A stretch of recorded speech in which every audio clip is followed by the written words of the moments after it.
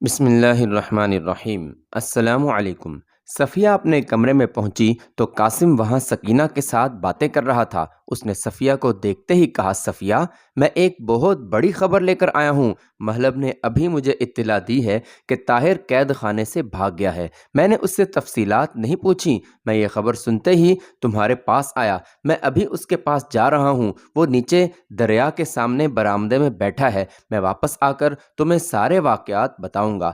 سکینہ نے کہا، شاہی قید خانے سے طاہر کے بھاگ نکلنے کی تفصیل بہت دلچسپ ہوگی۔ چلو صفیہ، ہم کمرے کے پردے کے پیچھے بیٹھ کر سنیں۔ کیوں قاسم، ہمیں تمہاری باتیں سننے کی اجازت ہے، لیکن اس شرط پر کہ تم جو کچھ سنو گی وہ کسی سے نہ کہو گی۔ بات یہ ہے کہ اسے بھاگنے کا موقع دینے میں میرے چند دوستوں کی کاوشوں کا دخل ہے۔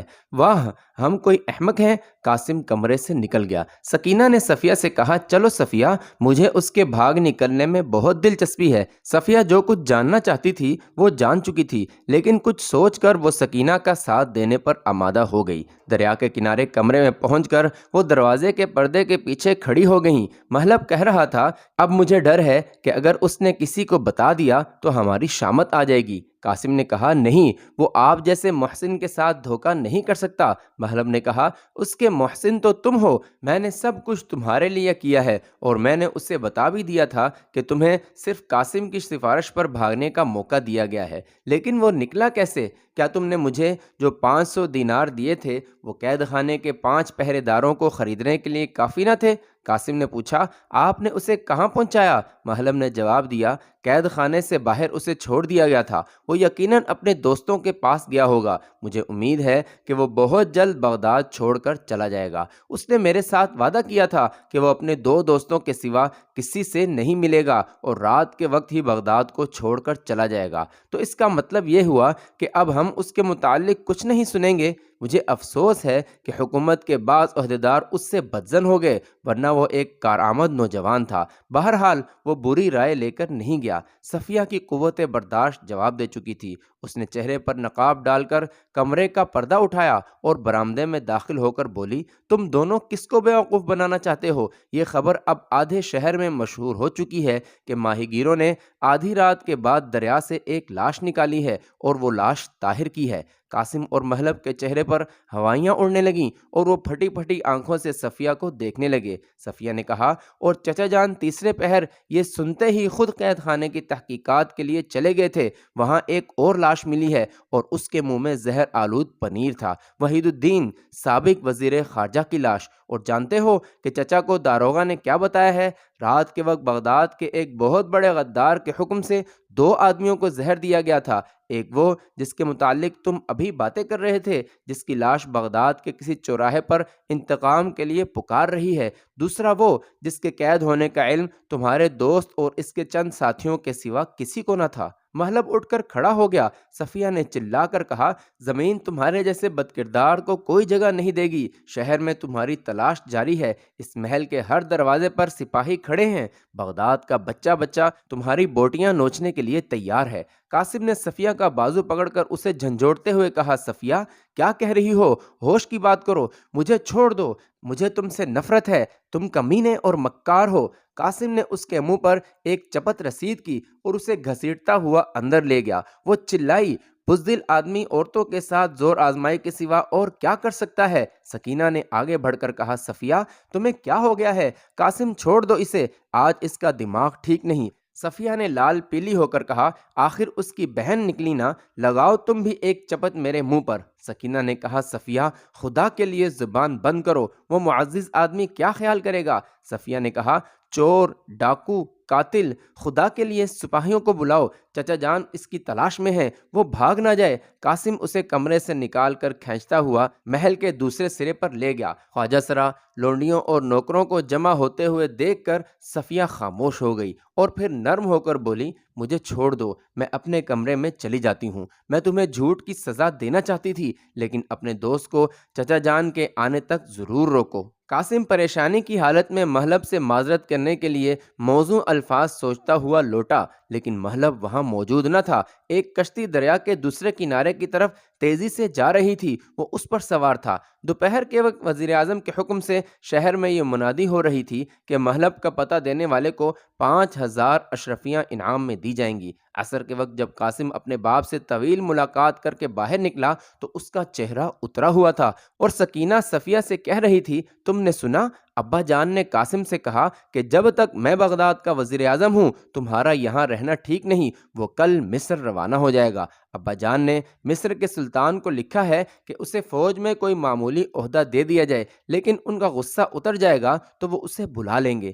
اگلے دن شہر میں یہ خبر مشہور تھی کہ رات کے وقت 1,000 سوار تاتاریوں کے خلاف خوارزم شاہ کا ساتھ دینے کے لیے بغداد چھوڑ کر چلے گئے ہیں۔ جلال الدین نے افغانستان کی شمالی سرحد سے مرو کے گورنر کو اطلاع بھیجی کہ وہ کم از کم 4 ہفتے مرو کی حفاظت کرے اور اس عرصے میں وہ بلخ، ہرات اور دوسرے شہروں سے نئی فوج منظم کر کے اس کی مدد کے لیے پہنچ جائے گا۔ مرو کی حفاظت کے لیے باقاعدہ فوج اگرچہ کم تھی لیکن پناہ گزینوں کی لاکھوں تلواریں موجود تھیں۔ وہ یہ فیصلہ کر چکے تھے کہ یہاں بخارا، سمرقند اور دوسرے شہروں کی غلطیوں کا اعادہ نہیں کیا جائے گا۔ عورتیں تیر اندازی کی مشق کر رہی تھیں، بچے مکانوں کی چھتوں پر پتھر جمع کر رہے تھے۔ غرض مرو کا ہر ایک گھر قلعہ تھا اور عوام کو امید تھی کہ وہ نہ صرف ایک طویل مدت تک شہر کی حفاظت کر سکیں گے بلکہ تاتاریوں سے گزشتہ تمام مظالم کا بدلہ لے سکیں گے۔ مساجد میں ہر نماز کے بعد لوگ خطبہ جہاد سنتے اور مرو کی حفاظت کے لیے اپنے خون کا آخری قطرہ تک بہا دینے کا فیصلہ کرتے۔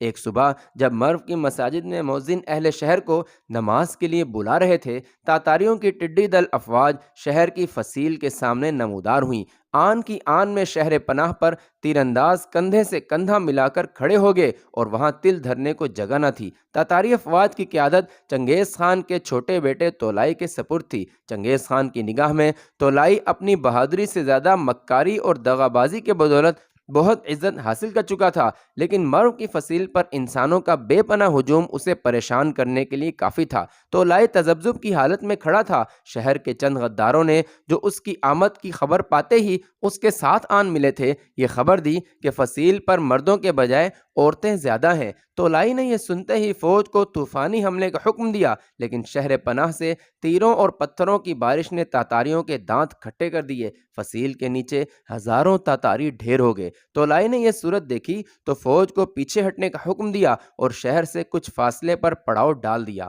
5 دن تک تولائی کو شہر پر قبضہ کرنے کی صورت نظر نہ آئی۔ طاقت کے استعمال سے مایوس ہو کر اس نے حسب عادت عیاری کی خواہش ظاہر کی اور یہ بھی کہلا بھیجا کہ ہم بعض باتوں کے متعلق گورنر سے تشفی حاصل کرنے کے بعد لوٹ جائیں گے۔ چند دور اندیش لوگ گورنر کو تولائی کے پاس بھیجنے کے خلاف تھے، لیکن گورنر نے انہیں سمجھایا کہ میں اس کے دھوکے میں نہیں آ سکتا، وہ زیادہ سے زیادہ مجھے قتل کروا دے گا، لیکن میرے واپس نہ آنے پر ان لوگوں کی بھی تسلی ہو جائے گی جو اب تک مقابلہ کرنے کے بجائے تاتاریوں سے مصالحت کی توقع رکھتے ہیں۔ میں کوشش کروں گا کہ جب تک جلال الدین کی فوج نہ آ جائے ہم اس کے ساتھ صلح کی بات چیت جاری رکھیں۔ تولائی نے گورنر کا نہایت پرتپاک خیر مقدم کیا اور اسے اپنے پاس بٹھاتے ہوئے کہا، میرے دل میں بہادروں کے لیے عزت ہے۔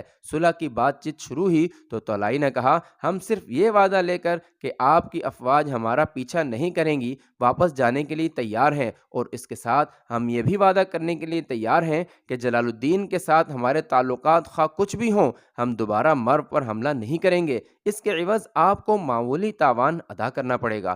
گورنر ہر قیمت پر مہلت حاصل کرنا چاہتا تھا۔ اس نے کچھ سوچ کر کہا، ہمارا خزانہ اگرچہ خالی ہے تاہم میں اہل شہر سے ایک خاصی رقم جمع کر کے آپ کو دے سکوں گا، لیکن کیا آپ کا یہ فیصلہ تمام اہل شہر کے لیے قابل قبول ہوگا؟ میں شہر کا گورنر ہوں، یہ صحیح ہے، لیکن آپ تاوان ادا کرنے کی ذمہ داری تنہا اپنے سر کیوں لیتے ہیں؟ کیا یہ بہتر نہیں ہوگا کہ آپ شہر کے با اثر لوگوں کو بلا لیں؟ اگر ان کی موجودگی میں معاہدہ لکھا جائے تو ان میں سے کسی کو اعتراض نہیں ہوگا۔ آپ ان کے نام ایک حکم لکھ بھیجیں، میرے خیال میں ہم بہت جلد کسی فیصلے پر پہنچ جائیں گے۔ مارو کے گورنر نے شہر کے 10 معززین کے نام ایک مراسلہ لکھ بھیجا۔ گورنر کا مراسلہ پڑھ کر وہ بہت سے لوگوں کے مشورے کے خلاف تولائی کے پاس چلے گئے۔ تولائی ان کے ساتھ بھی خندہ پیشانی سے پیش آیا، لیکن تاوان کی رقم کے متعلق ان سب نے کہا کہ اہل شہر سے مشورہ لیے بغیر کوئی فیصلہ نہیں کر سکتے۔ تولائی نے کہا، مجھے یہ معلوم ہو چکا ہے کہ شہر کا خزانہ خالی ہے، مجھے آپ کی مجبوری کا احساس ہے، آپ جائیں، کل پھر ملاقات ہوگی۔ بہتر یہ ہوگا کہ کل آپ اپنے ساتھ کے ہر گروہ کا نمائندہ لیتے آئیں۔ تاتاریوں نے گورنر اور اس کے ساتھیوں کو عزت و احترام کے ساتھ شہر پناہ کے پاس پہنچا دیا۔ رات کے وقت شہر میں اس خبر پر خوشیاں منائی جا رہی تھیں کہ کل صلح ہو جائے گی اور تاتاری چلے جائیں گے، لیکن پناہ گزین جو تاتاریوں کے ہر حربے سے واقف تھے، اہل شہر کو ہوشیار رہنے کی تاکید کر رہے تھے۔ شہر کے معززین کو بھی تاتاریوں کے متعلق خوش فہمی نہ تھی، لیکن گورنر اس بات پر مصر تھا کہ ہمیں صلح کی بات چیت جاری رکھ کر وقت لینا چاہیے۔ اگلے دن قریباً 40 آدمی گورنر کے ساتھ تولائی کے پاس چلے گئے۔ دوپہر کے وقت تاتاری ان میں سے ہر شخص کو سخت جسمانی اذیتیں دینے کے بعد ان سے شہر کے دوسرے مقتدر لوگوں کے نام خطوط لکھوا رہے تھے۔ یہ خط شہر کے غداروں کی مدد سے ان کے پاس پہنچائے گئے اور عصر کے قریب 70 اور آدمی تولائی کے کیمپ میں آ گئے۔ شام کے وقت تاتاریوں نے گورنر، سپہ سالار اور ان کے 3 ساتھیوں کے سوا سب کو قتل کر دیا۔ رات کے وقت قریباً 110 تاتاریوں نے گورنر کے ساتھیوں کا لباس پہن لیا اور گورنر، سپہ سالار اور ان کے 3 ساتھیوں کو خنجر دکھا کر آگے آگے شہر کے دروازے کی طرف چلنے پر مجبور کر دیا۔ آگے آگے شہر کے چند غدار بھی تھے جو گورنر سے 15-20 قدم آگے عربی اور فارسی زبان میں بلند آواز سے باتیں کرتے جا رہے تھے۔ دروازے کے سامنے پہنچ کر انہوں نے فصیل پر پہرے داروں کو صلح کی مبارکباد دیتے ہوئے دروازہ کھولنے کے لیے کہا۔ دروازے کے پہرے داروں میں سے ایک نے روزن سے سر نکال کر باہر جھانکا اور دروازہ کھول دیا۔ اندر بے شمار لوگ جمع تھے۔ دروازہ کھلتے ہی ایک آدمی نے باہر نکلتے ہوئے سوال کیا، بہت دیر لگائی آپ نے، کیا خبر لائے ہو؟ گورنر کہاں ہے؟ اور پھر آگے بڑھ کر تاریکی میں آنکھیں پھاڑ پھاڑ کر انہیں دیکھنے لگا۔ تم کون ہو؟ گورنر کہاں ہیں؟ وہ آ رہے ہیں، غداروں میں سے ایک نے پیچھے اشارہ کرتے ہوئے کہا۔ اتنی دیر میں 5-6 اور آدمی باہر نکل آئے۔ گورنر بھاگ کر آگے بڑھا اور چلایا، دروازہ بند کر لو، تاتاری آ گئے، جلدی! ایک تاتاری نے تلوار ماری اور اسے زمین پر لٹا دیا۔ 3-4 اور آوازیں یہ کہتے ہوئے سنائی دیں، دروازہ بند کرو، تاتاری حملہ کرنے والے ہیں، لیکن تاتاریوں نے انہیں بھی موت کے گھاٹ اتار دیا۔ ایک لمحے کے لیے پہرے دار ششدر ہو کر رہ گئے اور جب تک وہ دروازے کی طرف متوجہ ہوئے، مسلمانوں کے بھیس میں تاتاریوں کا گروہ دروازے کے قریب پہنچ چکا تھا اور پہرے داروں نے یہ سمجھ کر کہ تاتاری عقب سے ارکان وفد پر تیر برسا رہے ہیں، انہیں اندر گھسنے کا موقع دے دیا۔ مشعلوں کی روشنی میں غیر معروض صورتیں دیکھ کر وہ چلائے، لیکن تاتاریوں نے آن کی آن میں 50-60 آدمی موت کے گھاٹ اتار دیے۔ چند تاتاری جو اندر داخل ہونے میں کامیاب نہ ہو سکے، فصیل کے پتھروں اور تیروں کا شکار ہوئے، لیکن باقی پہرے داروں کی بڑھتی ہوئی تعداد کے ساتھ تیغ آزمائی کرتے رہے۔ اچانک باہر بے شمار گھوڑوں کے ٹاپوں کی آہٹ سنائی دی۔ پہرے داروں نے دروازے کے اندر لڑنے والوں کا صفایا کر کے دروازہ بند کرنے کی کوشش کی، لیکن اتنی دیر میں تاتاری سواروں کا ایک دستہ مار دھاڑ کرتا ہوا اندر داخل ہو گیا۔ تھوڑی دیر بعد اہل شہر مرو کے بازاروں میں پتھروں اور تیروں کی بارش کے باوجود دشمن کے انگنت سواروں کو گشت لگاتا دیکھ رہے تھے۔ آدھی رات تک شہر میں کہرام مچا رہا۔ تیسرے پہر تاتاریوں نے شہر کے چند اور دروازوں پر قبضہ کر لیا اور بہت سے محلوں میں آگ لگا دی۔ صبح تک یہ آگ ایک وسیع رقبے پر پھیل چکی تھی۔ وہ لوگ جو آگ سے بچنے کے لیے مکانات سے باہر نکلتے، تاتاریوں کی تلواروں کا شکار ہوتے۔ 5 دن تک شہر میں قیامت برپا رہی۔ چھٹے دن تاتاری مرو کے دروازوں پر اپنی فتح کی یادگاریں یعنی انسانی کھوپڑیوں کے مینار تعمیر کر رہے تھے۔ یہ مینار گزشتہ تمام میناروں سے بلند تھے، لیکن تاتاریوں کی لاشیں گننے کے بعد تولائی نے یہ کہا، ہم نے کسی بڑی سے بڑی جنگ میں بھی اس قدر نقصان نہیں اٹھایا، اور اس نقصان کی تلافی اس نے یوں کی کہ مرو میں ایک بہت بڑی چتا تیار کروائی، دو دو قیدیوں کو ایک دوسرے کے ساتھ رسیوں سے جکڑ دیا جاتا، پھر یکے بعد دیگرے ان کے ہاتھ پاؤں کاٹے جاتے۔ وہ تڑپتے اور تاتاری ناچتے اور کہکہے لگاتے ہوئے انہیں آگ میں دھکیل دیتے۔ کھوپڑیوں کی تعداد میں اضافہ کرنے کے لیے حاملہ عورتوں کے پیٹ تک چاک کیے گئے۔ ایک حاملہ عورت نے چتا کے سامنے گر کر بچہ جن دیا اور تولائی نے کہا، دیکھو دشمن کی عورتیں ہمارے مقابلے کے لیے ایک نئی فوج تیار کر رہی ہیں۔ ایک تاتاری نے آگے بڑھ کر بچے کے سر پر پاؤں رکھ کر مسلنے کی کوشش کی، لیکن ممتا موت کے سامنے بھی خاموش نہ رہ سکی۔ اس نے لڑکے کو پکڑ کر کلیجے سے لگا لیا، اسے بچے سمیت آگ میں دھکیل دیا گیا۔ وہ آخری دم تک اپنے جگر کے ٹکڑے کو بازو میں چھپا چھپا کر آگ کے شعلوں سے بچانے کی کوشش کرتی رہی۔ ایک 12-13 سال کا لڑکا اپنی آنکھوں کے سامنے اپنی بہن کی بے حرمتی برداشت نہ کر سکا۔ وہ دو تاتاری افسروں پر ٹوٹ پڑا اور ان میں سے ایک کو قتل کر دیا۔ مقتول تولائی کے اپنے قبیلے کا آدمی تھا۔ کم سن لڑکے کو تولائی کے سامنے پیش کیا گیا۔ چنگیز خان کی طرح تولائی کو بھی اپنے دشمن کی کمزوریاں اور خوبیاں پرکھنے کی عادت تھی۔ اس نے لڑکے کو قریب بلا کر کہا، تم جانتے ہو ایک تاتاری افسر کے قتل کی سزا کیا ہے؟ لڑکے نے جواب دیا، میں جانتا ہوں، تمہاری عدالت میں مجرم اور بے گناہ ایک ہی چکی میں پیسے جاتے ہیں۔ ہم اگر تمہیں اپنے ساتھ لے جائیں تو تم بڑے ہو کر ایک سپاہی بننے کے لیے تیار ہو جاؤ گے۔ تم ذلیل ہو، میں اپنی جگہ مرنا قبول کروں گا۔ موت ایک تکلیف دہ چیز ہے، لیکن مظلوم کے لیے نہیں، ظالم کے لیے۔ تولائی خان نے کہا، اسے میرے سامنے پھانسی پر لٹکاؤ۔ تم جانتے ہو پھانسی کتنی تکلیف دہ چیز ہے؟ بہادر لڑکے نے جواب دیا، تم مجھے پھانسی دے سکتے ہو، میری قوم کو پھانسی نہیں دے سکتے۔ تمہارے نیزے ٹوٹ جائیں گے، تمہاری تلواریں کند ہو جائیں گی، تمہارے بازو شل ہو جائیں گے، لیکن میری قوم کی رگوں میں خون شہادت دوڑتا رہے گا۔ تولائی کے اشارے سے لڑکے کو بدترین جسمانی اذیتیں دے کر ذبح کیا گیا۔ اس شام تولائی خان اپنے چند مشیروں سے کہہ رہا تھا، ہمیں ایک خطرناک دشمن سے پالا پڑا ہے۔ جس قوم کی مائیں اس قسم کے بچے جن سکتی ہیں وہ دیر تک کسی کی غلامی میں نہیں رہ سکتی۔ میں اس قسم کے بچوں کو جلال الدین سے کم خطرناک نہیں سمجھتا۔ مرو کے ہر گھر کی تلاشی لی گئی، مکانوں کے زمیندوز کمروں میں چھپے ہوئے لوگوں کو نکال کر قتل کر دیا گیا۔ تولائی کو شہر کے غداروں نے دولت مند لوگوں کی فہرست تیار کر دی۔ انہوں نے زندگی سے مایوس ہو کر تمام خفیہ خزانے تاتاریوں کے سپرد کر دیے، لیکن تاتاریوں کی تسلی نہ ہوئی۔ زیادہ مال برآمد کرنے کی کوشش میں تاتاریوں نے ان سب کو طرح طرح کی جسمانی اذیتیں دینے کے بعد ہلاک کر دیا، اور اس کے بعد ان کے مکانوں کی دیواریں کھدوا کر دیکھی گئیں۔ مساجد، درسگاہوں اور کتب خانوں کو آگ لگا دی گئی۔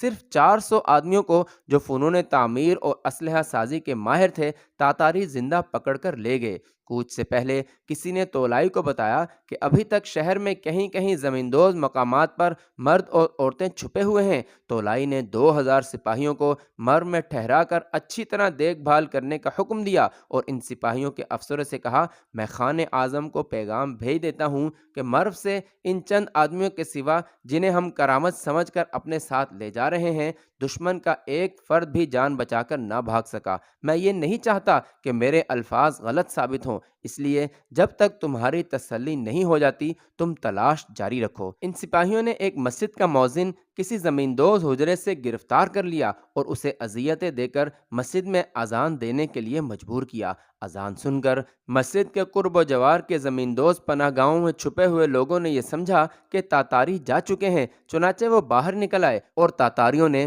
انہیں قتل کر ڈالا۔ اسی طرح وہ ہر محلے میں اذان دلواتے اور باہر نکلنے والوں کو قتل کر ڈالتے۔ اس کے بعد گلی سڑی لاشوں کے تعفن سے شہر کی ہوا اس قدر مسموم ہو گئی کہ تاتاری وہاں کسی انسان کا زندہ رہنا ناممکن سمجھ کر چل پڑے۔ بغداد سے فرار ہو کر طاہر اور اس کے ساتھیوں نے مرو کا رخ کیا۔ راستے میں ایران کے شہروں کے باشندے جو ایک مدت سے اپنی شکست کا اعتراف کر چکے تھے، اس کی روح پرور تقریروں سے متاثر ہوئے بغیر نہ رہ سکے۔ ہر نئی منزل پر رضاکاروں کی جماعتیں ان کے ساتھ شامل ہوتی گئیں، یہاں تک کہ ان کی تعداد 3000 تک پہنچ گئی۔ مرو سے 100 کوس کے فاصلے پر طاہر نے مرو کی تباہی کی خبر سنی اور جلال الدین کے متعلق معلومات حاصل کرنے کے بعد جنوب مشرق کی طرف کوچ کیا۔ ایک دوپہر رضاکاروں کی یہ فوج مشرق کے دشوار گزار پہاڑیوں میں سے گزر رہی تھی۔ ہرول دستوں کی قیادت عبدالعزیز کے سپرد تھی اور اس کی رہنمائی کے لیے ایک ایرانی نوجوان اس کا ہم رکاب تھا۔ ایک تنگ گھاٹی سے مڑتے ہوئے ایرانی نوجوان نے ایک ہاتھ سے ٹھہرنے کا اشارہ کرتے ہوئے دوسرے ہاتھ سے نیچے وادی کی طرف اشارہ کیا۔ عبدالعزیز نیچے دیکھتے ہی بلند آواز میں پکارا، ہوشیار! سالاروں نے آن کی آن میں یہ پیغام فوج کے آخری سپاہی تک پہنچا دیا۔ طاہر اور عبد الملک قلب لشکر سے نکل کر گھاٹی کے موڑ پر پہنچے۔ کوئی 1 کوس چوڑی اور 3 کوس لمبی وادی کے درمیان دو افواج میں گھمسان کی جنگ ہو رہی تھی۔ ایک ترک نے غور سے دیکھنے کے بعد کہا، تاتاری مسلمانوں کو چاروں طرف سے گھیر چکے ہیں، وہ دیکھیے عقب کی پہاڑی سے تاتاریوں کی مزید فوج اتر رہی ہے۔ مسلمانوں کی تعداد 5-6 ہزار سے زیادہ نہیں، لیکن تاتاری ان سے 3-4 گنا زیادہ ہیں اور عقب کے پہاڑوں سے مزید فوج میدان میں لا رہے ہیں۔ میرے خیال میں یہ تاتاریوں کی بڑی فوج کے ہرول دستے ہیں اور اس مختصر سی فوج کو اس طرح لڑانے والا سلطان جلال الدین کے سوا اور کوئی نہیں۔ طاہر نے کہا، تاتاریوں کا گھیرا ان کے گرد تنگ ہو رہا ہے، تھوڑی دیر تک اگر زیادہ فوج پہنچ گئی تو ان کا بچ نکلنا ناممکن ہو جائے گا۔ ترک نے کہا، جلال الدین کے لیے کوئی بات ناممکن نہیں، لیکن اس مرتبہ وہ بری طرح نرغے میں آ چکا ہے۔ طاہر کے ساتھی اس کی ہدایت کے مطابق چھوٹی چھوٹی ٹولیوں میں تقسیم ہو کر مختلف راستوں سے نیچے اترے اور وادی کے سرے پر ایک چھوٹے سے ٹیلے کے عقب میں جمع ہو گئے۔ میدان میں بعض تاتاریوں نے انہیں بھی دیکھ لیا، لیکن دور سے انہوں نے یہی سمجھا کہ وہ ان کی کمک کے طوفانی دستے ہیں۔ عین اس وقت جب کہ تاتاری سخت ترین حملہ کر چکے تھے، ان کا ایک سالار تازہ دستوں کو ہدایات دینے کے لیے میدان سے نکل کر گھوڑا بھگاتا ہوا اس ٹیلے کی طرف بڑھا، لیکن قریب پہنچ کر اس نے اپنی آواز کے جواب میں اللہ اکبر کا نعرہ سنا۔ اس کے ساتھ ہی ایک تیر اس کے سینے میں آ لگا۔ چھپی ہوئی فوج دو حصوں میں تقسیم ہو کر ٹیلے کے گرد چکر لگاتی ہوئی میدان میں آ گئی۔ تاتاریوں کے ہوشیار ہونے سے پہلے 3,000 سواروں کے نیزے ان کے سینوں میں پہنچ چکے تھے۔ تاتاریوں کے پاؤں ایک بار اکھڑے اور پھر انہیں سنبھلنے کی مہلت نہ ملی۔ اس سے قبل جلال الدین کوئی 40 آدمیوں کو اپنے ہاتھ سے موت کی نیند سلا چکا تھا۔ اس کے ہاتھ چھل ہو چکے تھے۔ اپنی فتح کا یقین ہوتے ہی وہ میدان سے ایک طرح ہٹ کر گھوڑے سے اترا اور ایک چھوٹی سی چٹان پر چڑھ کر ایک پتھر کے سائے میں بیٹھ گیا۔ ہانپتے ہوئے اس نے اپنا خود اتار کر ایک طرف رکھ دیا، رومال کے ساتھ چہرے کا پسینہ پونچھا اور کمان اٹھا کر بھاگتے ہوئے تاتاریوں پر تیر برسانے لگا۔ وہ حیران تھا کہ اس کے نئے مددگار کون ہیں۔ تاتاری میدان میں 10,000 لاشیں چھوڑ کر بھاگ گئے۔ سپاہی شہیدوں کو دفن کرنے اور زخمیوں کی مرہم پٹی میں مصروف ہو گئے۔ طاہر نے گھوڑے سے اتر کر خود اتارا اور ایک ترک سے سوال کیا کہ سلطان کہاں ہے؟ اس کے جواب میں فوج کا ایک افسر گھوڑے سے اتر کر اس کے ساتھ لپٹ گیا۔ طاہر، طاہر، آخر تم آ گئے! میں حیران تھا کہ خدا نے آج ہمارے لیے یہ مددگار کہاں سے بھیج دیے، تم سے مجھے یہی توقع تھی۔